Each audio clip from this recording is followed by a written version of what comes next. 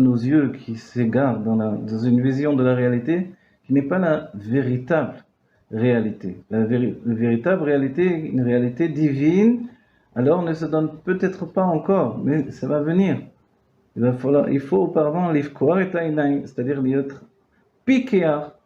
Et on voit dans notre paracha que Korar, il était piquéar. Piquéar, ça veut dire qu'il était malin.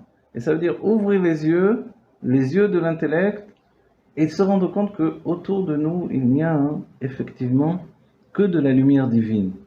Et que ce que dit le Rabbi, que nous sommes déjà dans les jours du Mashiach, et ça c'est attesté par les sages qui disent, puisque nous n'avons plus le Sheibut Galouyot, le fait que les rois ne nous imposent pas de ne pas faire Torah et Mitzvot, on peut faire Torah et Mitzvot. Donc déjà, à la base, nous sommes dans les jours du Mashiach. Il y a le Bilboul des jours du Mashiach. Il y a la confusion des jours du Mashiach.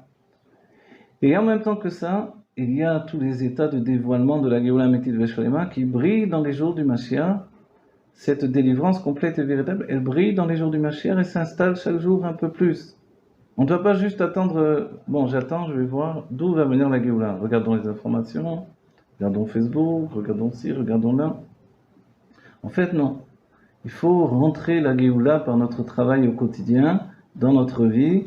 Un jour où j'ai étudié la Chassidoute, c'est forcément un jour de Géoula.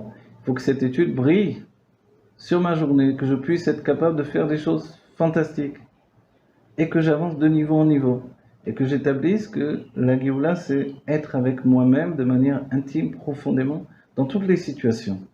C'est ce que le Rabbi désire de chacun d'entre nous. Korar, lui, il a voulu établir qu'il ne peut y avoir que lui à la tête du peuple juif. Ça ressemble beaucoup à la politique, forcément c'est de la politique, mais nous comprenons très bien que le roi d'Israël, c'est un roi choisi par Dieu, qui porte en lui l'essence de la Torah, l'essence de Dieu, et qui s'établit dans le règne d'une royauté qui n'est pas une royauté humaine.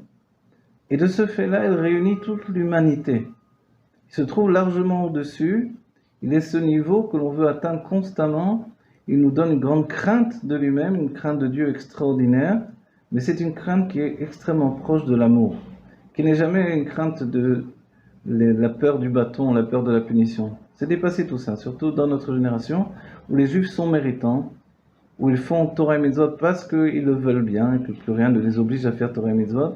Et c'est ce qui fait que Moshe lui tient la queue du serpent et il dit, ça c'est ma génération à moi. Il a vu notre génération, il a vu que nous sommes tous des serviteurs de Dieu, nous sommes tous attachés au Rabbi Melech Mashiach dans le travail au quotidien que nous faisons, et nous devons grandir avec nos qualités personnelles. Il n'y a pas lieu d'empiéter sur on va dire sur le règne d'une âme supérieure comme celle du Rabbi, comme celle de Moshe Rabbeinu. Elle établit un niveau de proximité avec la divinité, la Elokut, que nous n'approchons que par le fait d'exprimer notre âme nous-mêmes. En exprimant ce que je suis, je vais devenir celui que je suis réellement et devenir un réceptacle pour recevoir la lumière divine. Donc en fait, depuis le Shabbat, qui est le dévoilement de mon âme divine, je brille sur la semaine qui est en cours et j'établis la Géoula Amétite Vesholema, Terefomir Mamash. Voilà, on souhaite à chacun l'établissement de cette Géoula dans notre quotidien, ne pas attendre qu'elle arrive par le biais de je ne sais où.